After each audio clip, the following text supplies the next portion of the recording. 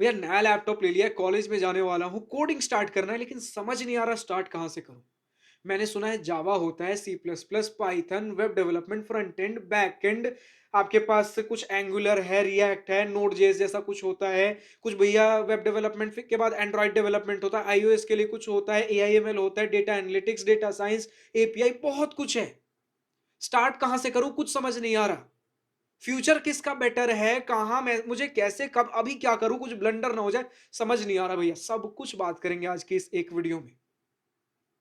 अगर आप अभी स्टार्ट कर रहे हो, खासकर अभी कॉलेज में जाने वाले हो, तो इस 4 साल के दौरान आपके बीटेक में पहला 1 साल कैसा होना चाहिए, डे 1 से कहाँ से स्टार्ट करना है, या फिर अगर आप कॉलेज में नहीं भी हो, दूसरा कुछ कोर्स कर रहे हो, पहले 1 साल में शुरुआती के कुछ समय में स्टार्ट कहाँ से करना है। बट ये जितने हमने नाम अभी लिए थे, Java, C plus plus, Python, Android development, web development, iOS वगैरह सारी चीजें होती क्या है, सब कुछ समझेंगे। पहले तो ये समझो सारी चीजें अलग अलग हैं जितना मैंने नाम लिया, एंड ये भी डिफरेंट कैटेगरीज में डिवाइडेड है। कुछ नाम तो मैंने अभी लिए भी नहीं थे।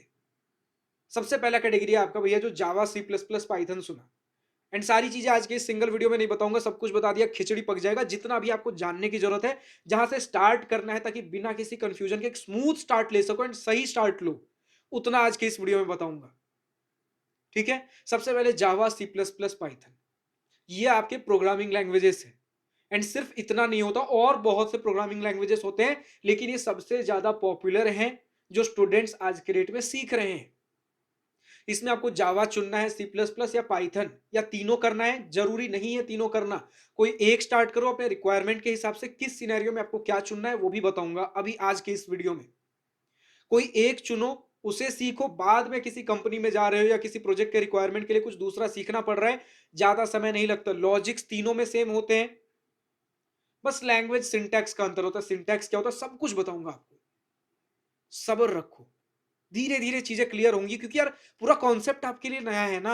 सब कुछ एक साथ बता दूंगा, कुछ नहीं समझ पाओगे, बट चिंता मत करो, आज के इस एक वीडियो में बताऊंगा। सबसे पहले मैंने क्या बोला कि 3 प्रोग्रामिंग लैंग्वेजेस हैं, जावा, सी प्लस प्लस, पाइथन, और भी होते हैं, 3 सबसे पॉपुलर है।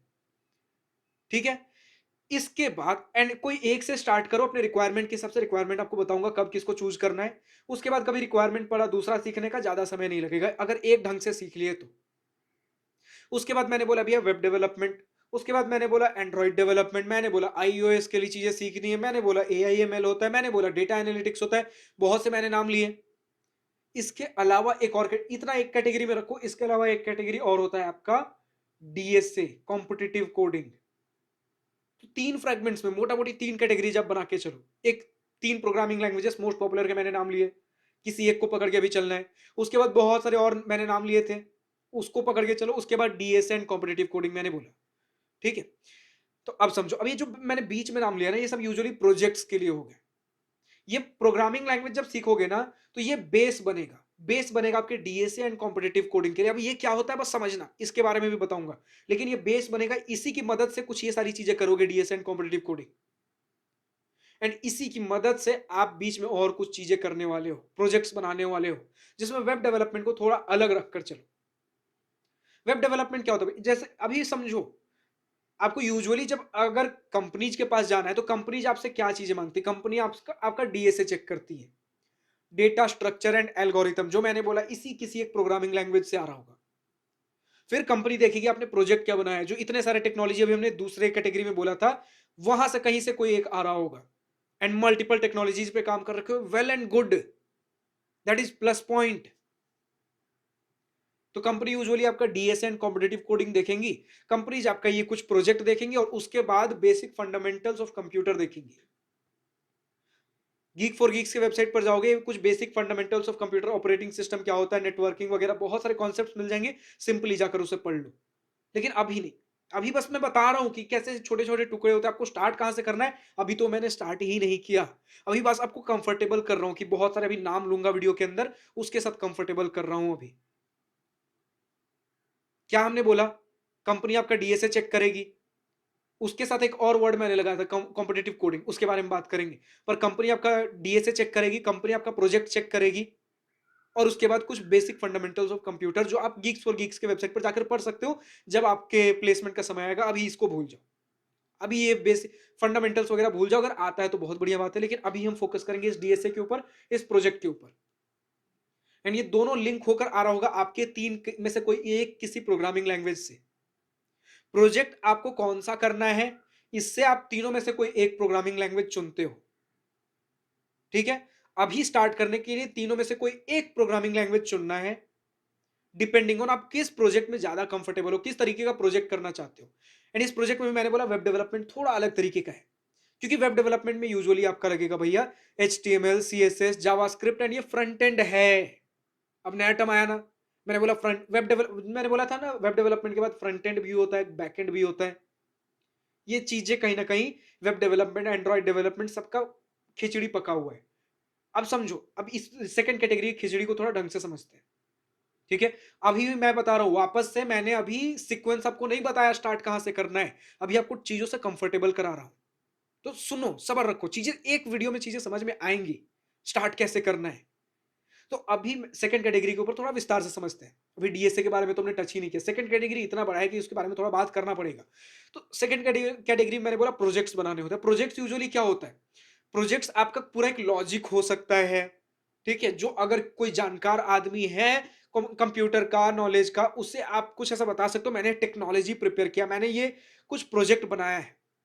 बट यूजुअली अगर किसी कंज्यूमर के लिए, एक यूजर के लिए मैं यूज कर सकूं, अगर कुछ ऐसा प्रोजेक्ट बनाते हो तो मैं यूज कैसे करूंगा, किसी मोबाइल के ऊपर आपका प्रोजेक्ट यूज करूंगा, किसी लैपटॉप के ऊपर डेस्कटॉप के ऊपर आपका प्रोजेक्ट यूज करूंगा। अब डेस्कटॉप या लैपटॉप पे यूज करना तो क्या मुझे सामने कुछ दिख रहा होगा, कोई वेबसाइट होगा, कोई ऐप होगा जिसके साथ मैं इंटरेक्ट करूंगा, है ना। तो वेबसाइट या ऐप जिसके साथ मैं इंटरेक्ट कर रहा हूं, वो HTML CSS या जावास्क्रिप्ट, ये तीन चीजें हैं जहां से चालू होती है। फिर इसका फ्रेमवर्क होता है CSS जावा वगैरह का, जहां पे डिफरेंट लाइन ऑफ कोड्स एक सिंगल लाइन में आप लिख के चीजें कर सकते हो। लेकिन स्टार्ट आपको इतना भी मत जाओ, अभी समझो वेब डेवलपमेंट का स्टार्ट HTML CSS जावास्क्रिप्ट से हुआ है। जो स्क्रीन पे सामने दिख रहा है, जो सामने दिख रहा है, सामने फ्रंट में, वो फ्रंट एंड है। सामने जो दिख रहा है वो फ्रंट एंड है, जो स्ट्रक्चर बना है। अब सामने जो दिख रहा है, अब एक घर दिख रहा है, घर दिख रहा है तो घर पहले किसी स्ट्रक्चर पे खड़ा है, उसके लिए पिलर्स लगाए गए थे, वो आपका HTML से डिफाइन होता है, बेसिक स्ट्रक्चर। उसके बाद इसकी लीपापोती की गई है, उसको साफ सुथरा एक लुक दिया गया है, CSS से आता है। उसको फंक्शनिंग दिया गया, घर में अगर स्विच बोर्ड में कोई स्विच दबाते हो तो लाइट जलता है, पंखे चलते, बहुत सी चीजें होती हैं। फंक्शनिंग दी गई है जावास्क्रिप्ट से, एंड ये सारी चीजें फ्रंट एंड का हिस्सा है। फिर इसके बाद अब अगर मैं कोई बटन क्लिक कर रहा हूं, अगर कुछ मैंने फॉर्म भरा, बटन क्लिक किया, तो कहीं तो वो डेटा गया ना, कहीं स्टोर हुआ है वो डेटा जाकर, वो आपका बैकएंड है जो सामने दिख नहीं रहा है।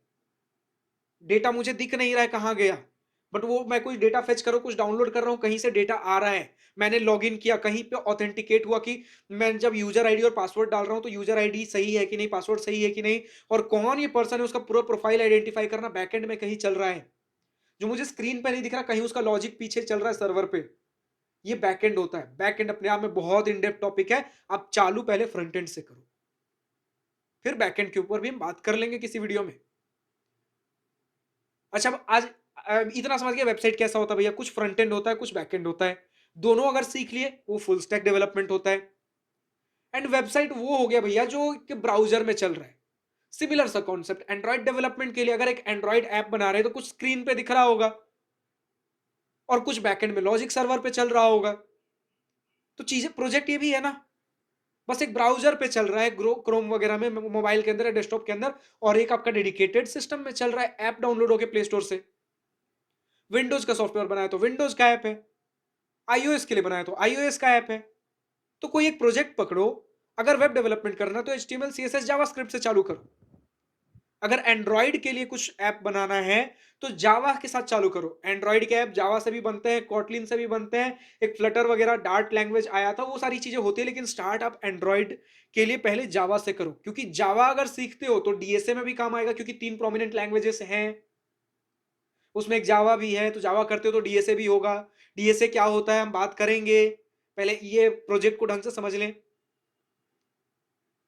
तो अगर एंड्रॉइड करना है तो जावा सी एंड्रॉयड ऐप जावा से भी बनते हैं, तो जावा सीखा तो एंड्रॉयड ऐप बन गया, जावा सीखा तो डीएस से भी हो गया। एंड्रॉयड कॉटलिन से भी बनता है, जो कि एंड्रॉयड का नेटिव लैंग्वेज है, बट आपके डीएसए में काम नहीं आएगा कॉटलिन उतने रेडिली बेसिस पे।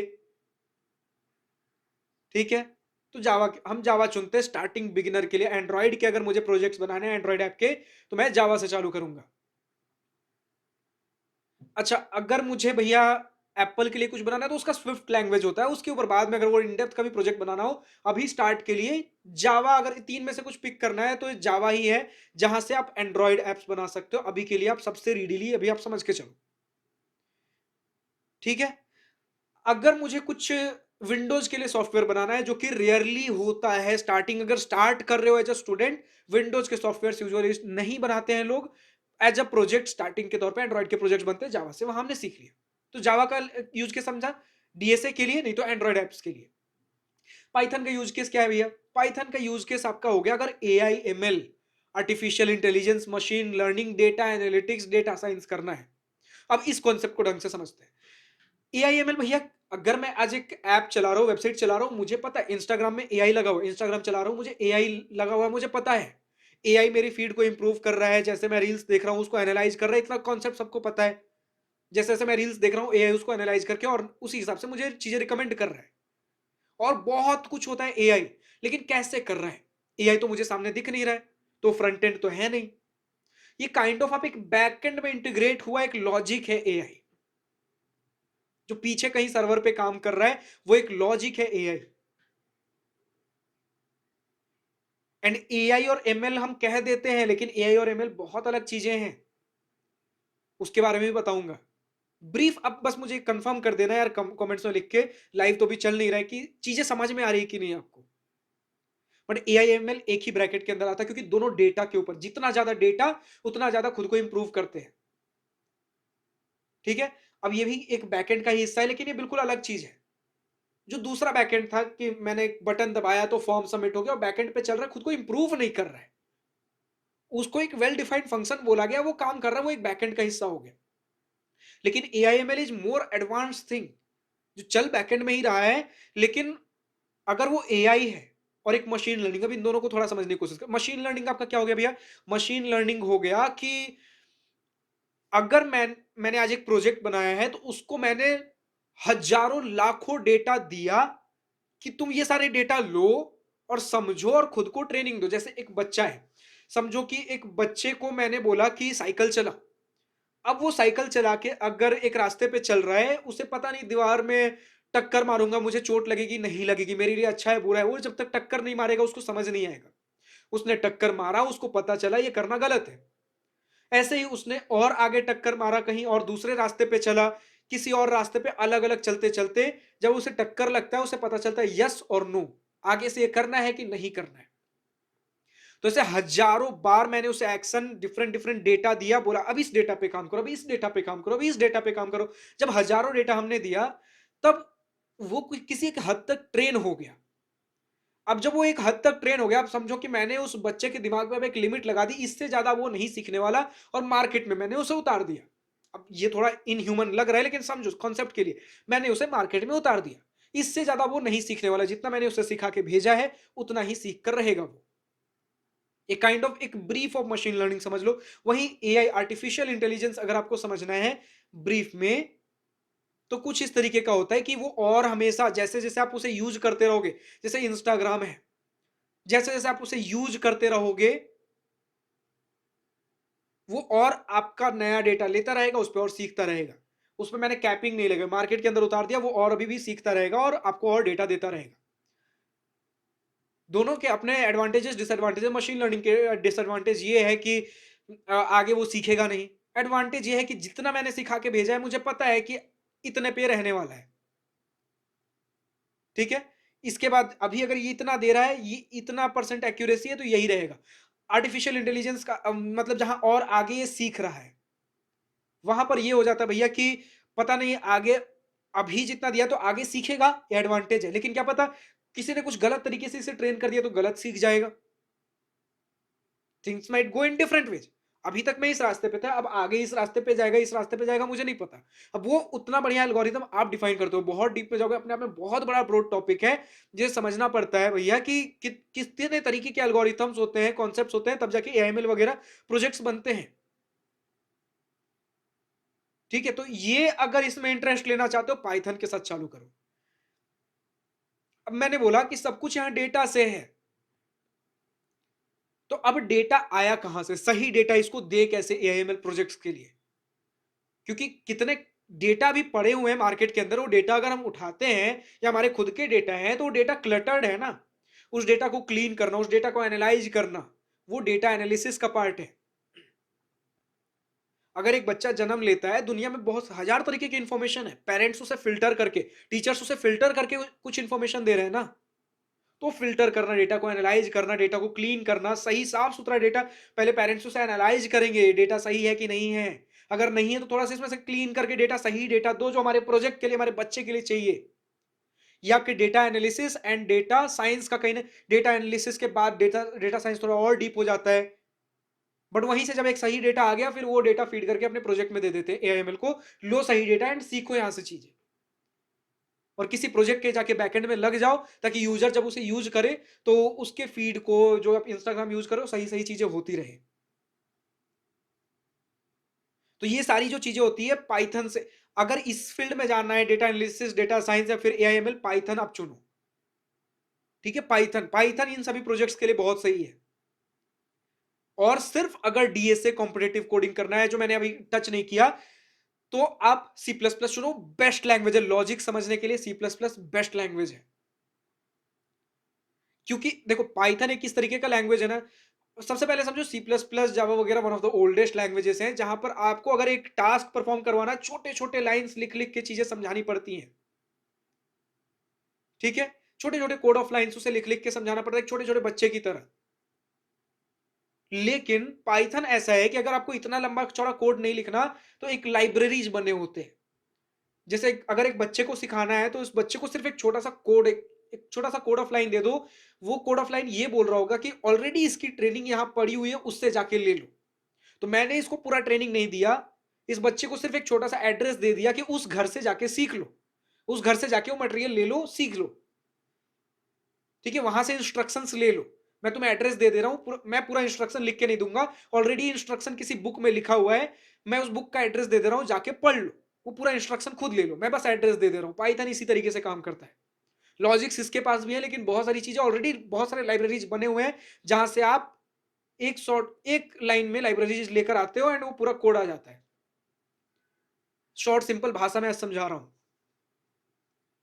तो पाइथन अगर इस तरीके के प्रोजेक्ट्स बनाने हैं तो बेटर है। लेकिन अब मैंने लाइब्रेरी ला दिया, अब उस लाइब्रेरी के अंदर जो मैं टास्क के लिए मैं लाइब्रेरी लेकर आ रहा हूं, वो कॉन्सेप्ट कैसे काम कर रहे हैं, तो उसके लिए Java and C plus plus में जब आप कोड करते हो, तो बहुत ज्यादा आप इन डेप्थ में हर एक लाइन को आप समझते हो, कैसे behind the logic, behind the scene logic कैसे काम करते हो, लॉजिक्स ढंग से समझने हैं। C plus plus and Java, तो उसमें भी सी प्लस प्लस बेटर है, एंड जावा अगर आप कुछ एंड्रॉइड डेवलपमेंट वगैरह करना चाहते हो, आपके कोर्स करिकुलम का पार्ट है तब। पाइथन तब जब डेटा एनालिसिस और आपको वेब डेवलपमेंट का प्रोजेक्ट करना हो। तीनों में से कोई एक लैंग्वेज चुनो एंड उसके बेसिक स्टार्ट करो। बेसिक्स आपको कुछ नाम बताता हूं। जैसे पहले एक महीने में हमें क्या सीखना है भैया, पहले जावा सी प्लस प्लस पाइथन कहां से कैसे स्टार्ट करना है समझ लो। अब पहले एक महीने में जावा सी प्लस प्लस या पाइथन कोई एक लैंग्वेज चुना, उसके बाद डेली कम से कम 1 घंटा बैठो एंड उसमें डेली के कुछ कुछ अलग अलग टॉपिक, जैसे वेरिएबल्स क्या होते हैं, पहले सिंटैक्स क्या होता है, आपके प्रोग्रामिंग लैंग्वेजेस क्या होते हैं, किसी 1-2 दिन में सीख लिया।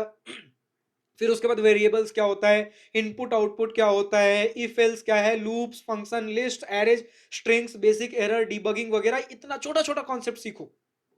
W3 स्कूल्स पे भी अगर जाते हो ना, इतने सुंदर तरीके से उन्होंने लिख रखा है, वहां से जाके पढ़ो। गीक्स फॉर गीक्स से जाके पढ़ सकते हो।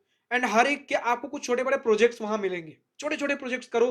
जैसे कुछ प्रैक्टिस के लिए इवन ऑड नंबर्स फाइंड करना, प्राइम नंबर्स फाइंड करना, फैक्टोरियल निकालना, reverse number, palindrome, sum of digits, pattern printing, simple calculator, marks grade calculator, unit converter, ऐसे कुछ प्रोजेक्ट्स बनाओ। पहले महीने में आपके पास कुछ 20-30 प्रोजेक्ट्स, 50-60 ऐसे कुछ प्रोजेक्ट्स बन जाएंगे डेली के। आज एक कॉन्सेप्ट समझा, उसका कुछ 2-3 प्रोजेक्ट, छोटा छोटा प्रोजेक्ट कर लिया। ठीक है, आज का कोई एक कॉन्सेप्ट समझा आधे घंटे, अब अगले आधे घंटे में 2-3 प्रोजेक्ट उसका कर लिया। प्रोजेक्ट कुछ नहीं, पहले महीने में जो सीख रहे हो ना, उससे ऐसे-ऐसे कुछ मतलब जावा सी प्लस भी करोगे, 15-20 लाइन ऑफ कोड्स या 15 से 30 आगे और जाओगे, तो 15 से 30-40 लाइन ऑफ कोड में आराम से ऐसे प्रोजेक्ट्स बन जाएँगे। तो आराम से आप इसे आधे घंटे के अंदर 2 से 3 प्रोजेक्ट्स डेली के, प्रोजेक्ट्स कुछ नहीं है, छोटे-छोटे क्वेश्चंस मिलेंगे, उसको सॉल्व करना है ऐसे छोटे-छोटे कोड्स लिख के। तो 50-60 कह सकते हो ऐसे बिगिनर लेवल ऑफ प्रॉब्लम्स आपने सॉल्व कर लिए पहले महीने में।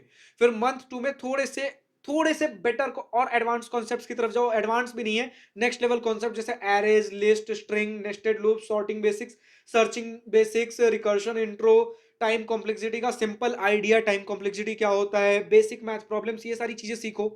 उनके प्रैक्टिस प्रॉब्लम जैसे max, min, array, second largest number, frequency count, anagram check, remove duplicates, binary search basic, simple recursion, factorial, Fibonacci series, string reverse count, vowels, consonants in a particular word, ये सारी चीजें करो। And इसके बाद आप confidence इतना अच्छा gain कर लोगे कि अब आपको ट्रैक चुनना है तीसरे महीने से। जो हमने प्रोग्रामिंग सीखा, अब थोड़ा सा हम प्रोजेक्ट की तरफ जाएं या फिर डीएसए, अब डीएसए की तरफ जाएं। बेसिकली अभी आपने लैंग्वेज सीखा है, इस लैंग्वेज से आपको कॉम्प्लेक्स सेंटेंसेस बनाना सीखना है। DSA is data structure and algorithm. अब कोई प्रॉब्लम मिला, आप थोड़ा डीप में जब प्रॉब्लम जाएंगे, उस प्रॉब्लम को सॉल्व करने के हजार तरीके होंगे। ठीक है, अगर मैंने सीखा है कि अगर मुझे यहां से अपने फ्रेंड के घर जाना है, तो मुझे पता चल चुका है कि रास्ते होते हैं, रास्तों पे चलना होता है, ऑब्स्टिकल्स आएंगे उनसे बचना होता है, ये सारी चीजें होती है। लेकिन अब मुझे दूसरा काम क्या करना है भैया, अब मुझे काम करना है कि अगर मुझे यहां से अपने फ्रेंड के घर जाना है, उसमें सबसे शॉर्टेस्ट पाथ क्या है, सबसे सेफेस्ट पाथ क्या है।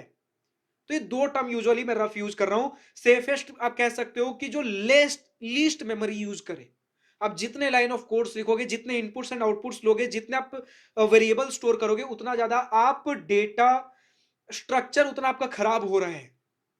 तो कितना बढ़िया से ऑप्टिमाइज कर सकते हो, कितना बढ़िया एल्गोरिथम लिख सकते हो, कितने शॉर्टेस्ट पाथ को आप चुन सकते हो, कितना बढ़िया एल्गोरिथम। तो ये अब आप एक प्रॉब्लम को कितने बेस्ट तरीके से, बेस्ट अप्रोचेबल तरीके से आप कर सकते हो, मोस्ट ऑप्टिमाइज्ड सॉल्यूशन। अब यहां से आपके फ्रेंड तक, घर तक जाने का 10 रास्ता हो सकता है, उसमें सबसे ऑप्टिमाइज्ड तरीका क्या है, वो होता है डीएसए। तो कर बेसिकली आप यही इसी के नेक्स्ट लेवल पे जा रहे हो, लेकिन और कॉन्सेप्ट सीख के अब आप चीजों को ऑप्टिमाइज करना सीखोगे। तो नेक्स्ट कॉन्सेप्ट क्या हो सकते हैं आपके, डीएसए अगर ट्रैक चुनते हो, मुझे डीएसए को थोड़ा एडवांस करना है, तो arrays, strings, linked list, tag, Q, recursion, sorting, searching, basic hashing, और आगे सीखते सीखते और जाओगे। लेकिन 3 महीने में इतना बहुत आप सीख चुके होगे। 100 प्रॉब्लम्स कम से कम आप बना लो। ठीक है, एंड प्रॉब्लम्स अगर बना रहे हो स्टार्टिंग के लिए, हैकर अर्थ का वेबसाइट यूज करो बेसिक लेवल प्रॉब्लम्स के लिए। थोड़ा अगर आगे जाना है, लीड कोड आप कंपनी के इंटरव्यू लेवल प्रॉब्लम्स के लिए, हैक अगर कोड शेफ यूज करते हो, that is for advance level of coding, वहां छोटे लेवल भी मिलेंगे। लेकिन जो बिल्कुल रिगरस कॉम्पिटिटिव कोडिंग होती है, कॉम्पिटिटिव कोडिंग कुछ नहीं है, ये जो डीएसए आपने सीखा, इस डीएसए को ही अब क्या कर रहे हो, बेस्ट ऑप्टिमाइज्ड सॉल्यूशन ढूंढ रहे हो ना किसी प्रॉब्लम का। अब सिर्फ उस प्रॉब्लम को सॉल्व नहीं कर रहे हो, सॉल्व करने के हजार तरीके हो सकते थे, उसमें बेस्ट ऑप्टिमाइज्ड सॉल्यूशन आप ढूंढ रहे हो। तो आप जाते हो एक वेबसाइट पे, कोडशेफ जैसे बहुत सारे वेबसाइट्स हैं, वहां पर आप जाके उस प्रॉब्लम को सॉल्व करते हो। कुछ कुछ कंपटीशन होते रहते हैं जहां पे आपके जैसे बहुत सारे लोग होते हैं, उसमें किसने कैसा कोड लिखा, एक पर्टिकुलर टाइम के अंदर आपके कुछ डिफरेंट क्वेश्चंस होते हैं, आपको उसको सॉल्व करना होता है। फास्टेस्ट सॉल्यूशन, ऑप्टिमाइज्ड सॉल्यूशन, जिसने जैसा दिया, रैंकिंग होगी, बहुत सारे लोग जो उस कॉन्टेस्ट में पार्टिसिपेट कर रहे हैं, दैट इज कोड शेफ। ऐसे प्लेटफॉर्म पे जाके आप रिगरस लेवल ऑफ कंपटीशन से आप गुजरोगे, इसे कहते हैं कॉम्पिटिटिव कोडिंग। तो डीएसए कर रहे हो कॉम्पिटिटिव कोडिंग की, जैसे कोड शेफ को, इन सभी वेबसाइट पर जाकर जितना प्रैक्टिस करते हो, वहां भी एक पोर्टफोलियो बनता है। इतना मेरा रैंकिंग चल रहा है, इतने डिफिकल्ट लेवल ऑफ प्रॉब्लम्स मैंने सॉल्व किए, इतने सारे क्वेश्चन सॉल्व किए, तो इतना मेरा रैंकिंग होगा। वो सारी चीजें भी आप शो कर सकते हो, क्या स्ट्रीक रहा डेली बेसिस पे, आपने कितने क्वेश्चन सॉल्व किए। तो स्टार्टिंग से कुछ नहीं किया, पहले 2 महीने तो प्रोग्रामिंग लैंग्वेज किसी एक को पकड़ के चले, जावा, सी प्लस प्लस है, पाइथन, किस बेसिस पे किसको सेलेक्ट करना है वो हमने डिस्कस कर लिया आपके प्रोजेक्ट्स के बेसिस पे। फिर उसके बाद पहले 2 महीने तो यही करो। फिर तीसरे महीने में अगर आपको डीएसए स्ट्रॉन्ग फोकस करने का मन है, डीएसए पे ही मतलब इसी के थोड़े से और आगे चले जाओ। फिर कॉम्पिटिटिव कोडिंग के वेबसाइट्स पर जाकर चीजें प्रैक्टिस करनी चालू करो, वहां पे कॉन्टेस्ट में पार्टिसिपेट करो, हैकाथॉन्स का नॉलेज वहां से मिलेगा। डिफरेंट कहीं पे हैकाथॉन बेसिकली कुछ कोडिंग कॉन्टेस्ट हो रहा है, वहां पार्टिसिपेट करो। कुछ कॉन्टेस्ट आपके कोडिंग कॉन्टेस्ट कॉम्पिटिटिव कोडिंग जैसे होते हैं, कहीं पर प्रोजेक्ट बिल्डिंग जैसे होते हैं। तो दूसरा ट्रैक भैया अभी डीएसए करने का मन नहीं है, डीएसए बाद में करूंगा, थोड़ा सा वेब डेवलपमेंट देख लेता हूँ। तो HTML, CSS, JavaScript, responsive design, basic DOM, simple website project से चालू करो। पहले वेब डेवलपमेंट थोड़ा कर लो, front end and back end का आइडिया मिलेगा।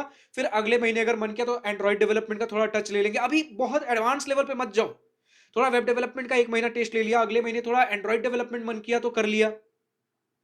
ठीक है, ऐसे दो दो तीन तीन चीजों का थोड़ा टेस्ट ले लो, जो पसंद आए एक साल के अंत में दूसरे साल को उसको थोड़ा रिगरस प्रैक्टिस कर लेंगे। ठीक है। फिर ये तीसरा ट्रैक क्या हो सकता है भैया हमारा, डेटा डेटा अगर एनालिसिस की तरफ जाना है, डेटा एनालिसिस की तरफ जाना है तो Python, Excel, SQL, pandas basic, chart, dashboards basic कर लो।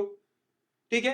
इसमें प्रोजेक्ट आइडियाज क्या प्रोजेक्ट्स बना सकते हो, मेस का एक्सपेंस ट्रैकर, आप कॉलेज हॉस्टल में हो, mess expense tracker, attendance calculator, placement data analysis, college fee comparison dashboard, IPL data dashboard. तो ये सारे आप तीसरे महीने में, तब तक लॉजिक समझ जाओगे तीसरे महीने में क्या होने वाला है। अभी तो आप डे जीरो पे देख रहे हो ना वीडियो को, कि कैसे क्या करना है, तो इसलिए अभी आपको हो सकता है कॉन्सेप्ट समझ नहीं आ रहे हो। इलेक्ट्रॉनिक्स वाले स्टूडेंट हो, इलेक्ट्रिकल या फिर इलेक्ट्रॉनिक्स वाले, रोबोटिक्स के स्टूडेंट हो, तो सी बेसिक सब सीखो। आर्डिनो आईडीई देखो, सेंसर्स के बारे में समझो, basic circuit, serial monitor, IoT mini project. और प्रोजेक्ट्स क्या क्या बना सकते हो, room temperature monitor, automatic lighting, light system, smart attendance prototype, water level indicator, mini weather station जैसे कुछ प्रोजेक्ट्स बना सकते हो। बेसिकली तीसरे महीने की बात है जहां पर कुछ कुछ प्रोजेक्ट्स के बारे में देखना चालू करेंगे, फिर डीएसए हम कर रहे होंगे। ठीक है। उसके बाद इसी के साथ जब प्रोजेक्ट्स अगर कुछ बना रहे हो या फिर कुछ कोडिंग वगैरह कर रहे हो, तो गिटहब पे एक प्रोफाइल बना लो। GitHub is basically your profile, जहां पर प्रूफ रहता है आपने अभी तक क्या क्या काम किया है। कुछ भी अगर प्रोजेक्ट, छोटा ही प्रोजेक्ट बना रहे हो, वहां अपलोड करो। ठीक है, कुछ नहीं, आपके जैसे आप विंडोज के कहीं ड्राइव में आप स्टोर कर रहे हो अपने प्रोजेक्ट्स को, गिटहब पे स्टोर करो। सिंपली अगर किसी रिक्रूटर को आपको प्रूफ शो करना है आपके काम का, तो आप बस अपना गिटहब का प्रोफाइल यूआरएल वहां रिपोजिटरी वगैरह शेयर करो, एंड सारी चीजें देख सकते हैं क्या बनाया है बंदे ने क्या नहीं। चैट जी एंड अभी जो आज एआई आ चुके हैं, अगर एआई यूज करना है तो चैट जीपीटी वगैरह, कोपायलट या फिर आपके क्लॉड वगैरह को कोई क्वेश्चन का सॉल्यूशन पूरा छापने के लिए यूज मत करो, सीखोगे उससे कुछ नहीं। दैट इज बेसिकली अगर आप किसी कॉम्पिटेटिव एग्जामिनेशन की तैयारी कर रहे थे, आपने क्वेश्चन देखा पीछे, उस बुक से सॉल्यूशन छाप दिया, उससे क्या सीखा, कुछ नहीं। उस क्वेश्चन का अगर नहीं समझ में आ रहा है, कुछ अगर कॉन्सेप्ट समझना है, तो उसके लिए चैट जीपीटी को यूज करो। कुछ एरर हो रहा है, वो एरर चैट जीपीटी को दो, वो एरर चैट जीपीटी आपको समझाएगा, फिर धीरे धीरे चीजें कनेक्ट कर करके खुद समझो। एंड इस तरीके से हमें पहला महीना स्टार्ट करना है। पहले 2 महीने कोई एक प्रोग्रामिंग लैंग्वेज पकड़ के उसके कॉन्सेप्ट समझने हैं। दूसरे महीने एंड डेली बेसिस पे जो कॉन्सेप्ट आज सीखा है, उस जो टॉपिक आज सीखा है उसके 2-3 प्रॉब्लम सॉल्व करो। तीसरे महीने से गिटहब का प्रोफाइल बनाओ, वहां पे जो भी प्रोजेक्ट्स अब आज आगे बनाने वाले हो, अपने एंड्रॉइड डेवलपमेंट या वेब डेवलपमेंट कुछ भी करने वाले हो, एआईएमएल, डेटा साइंस, कुछ भी, डेटा एनालिसिस उसके प्रोजेक्ट्स अपलोड करो।